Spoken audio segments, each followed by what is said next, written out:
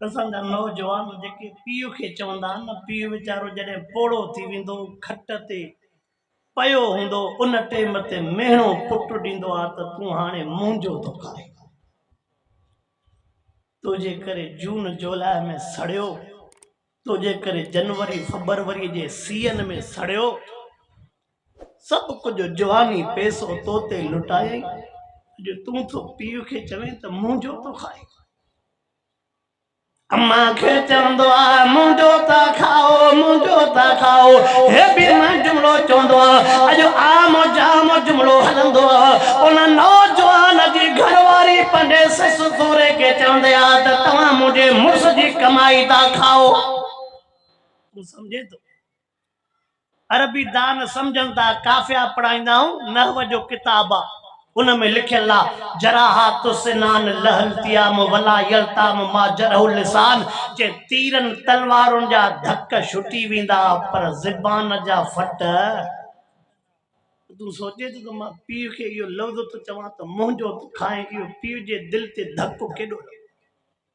अम्मा जीजल जे दिल ते धक। ओ नौजवान अल्लाह जो वास्तो दी, ओ नौजवान अल्लाह जो वास्तो दी, पीउ माओ खे न दुखा जाए, पीउ माओ खे न दुखा जाए। हे मां जुमिलो चवंदो आहियां, हीअं खणी मां मिसाल ॾियां, शाम जे टाइम ते सरारिया ॾो मोटींदे, नवाब शाह ॾो मोटींदे, उन टाइम ते अबो पुछा कंदई पैसा मिले अलाए कोन मिले, हफ़्तो छॾाए आयो अलाए कोन छॾाए आए, पघार मिले अलाए कोन मिले, उन टाइम ते घरवारी पुछा कंदई सौदो वठी आए अलाए कोन वठी आए, बच्चा तो को नंढा पुछा कंदा अब शइ वठी आए अलाए कोन वठी आए। अम्मा जीजल वेचारी कुराड़ी लठ ते टेक ॾेई करे तुझे साम्हूं निमाणे चेहरे सां तुझे निहारे करे जेको पहिरियों लफ़्ज़ चवंदई उहो लफ़्ज़ ॿुधण जहिड़ो आहे। अम्मा को सवाइ कोई भी लफ़्ज़ कोन चवंदई। अम्मा छा चवंदई, सदको वञाए मानीअ गबो खाधो थी अलाए बुख ते आयो आहे। इन लफ़्ज़ जो तूं जवाब ॾेई सघंदे, इन लफ़्ज़ जी क़ीमत ॾेई सघंदे? ओ सदको वञाए मानीअ गबो खाधो थी अलाए बुख ते आयो आहे। सदके वञण जो लफ़्ज़ तो खोतो सां अम्मा ॻाल्हाईंदे, अम्मा खां बाद में कोई भी सदके वञण जो लफ़्ज़ न चवंदई। अम्मा खाधे पीते जो छो थी पुछा करे, अम्मा जे पेट में 9 महीना हुए, अल्लाह सही अम्मा जो खून नारे जे वासे सां तोखे प्यारियो हो, पेट को उठी तोखे खाराए। जॾहिं कुरान तो फरमाए वहनन अला वहनन, जेकॾहिं इन जे तर्जुमे तशरीह ॾे वञे न, रब तो फरमाए त अमड़ जहिड़ा सूर ॿिए कंहिं न ॾिठा हूंदा, उहे त सूर हुन खां बर्दाश्त थी विया, पर नौजवान तुंहिंजा अॼु जा सूर हुन खां बर्दाश्त न थींदा।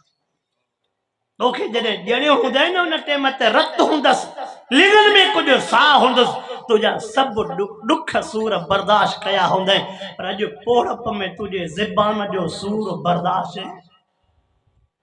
अल्लाहु अकबर मां हे जुमिलो चवंदो आहे। अम्मा छाजे करे पई पुछा करे सदको वञा मानीअ गबो खाधो थी अलाए कोन खाधो थी, शादी शुदा भी वेठा हो, नाना नाना भी वेठा हो। मां हिकिड़ो मिसाल तो ॾियणु चाहियां, वो नौजवान खे यादि कोन्हे।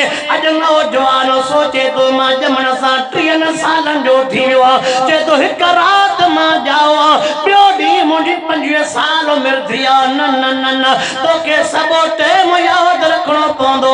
अल्लाहु अकबर, अल्लाहु अकबर। रब साईं असांजे नौजवान खे छल हिदायत नसीब फरमाए, आमीन त चओ।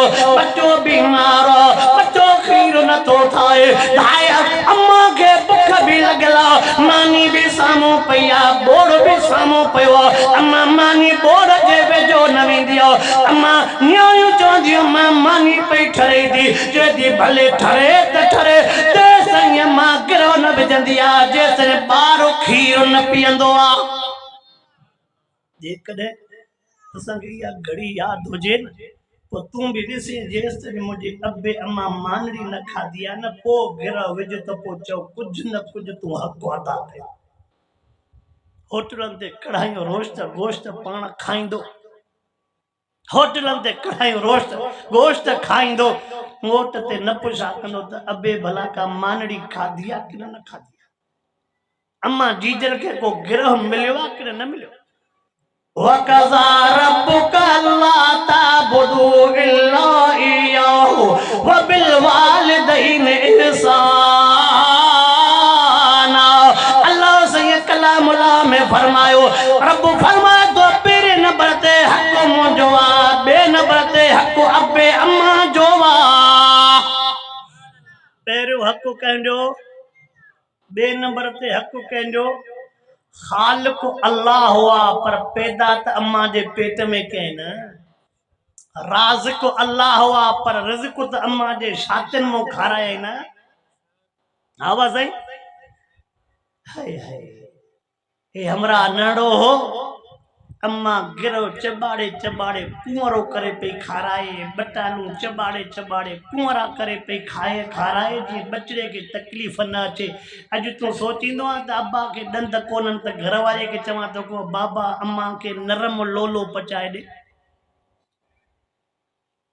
मां केड़न गोठन केड़न ज़ातिन जा दुख दर्द बुधाया, जॾहिं रोई पोड़ा चवंदा न से ईअं चवंदा त खाओ इहा थी ॿी तुझे लाइ जुदा न थींदी। तोखे त बाबा कोन चो त खाओ इहा मानी थी, खाओ त खा इहो बोड़ थी तुझे लाइ पटे सटे चवे बि मुंहिंजा बच्चा खाए।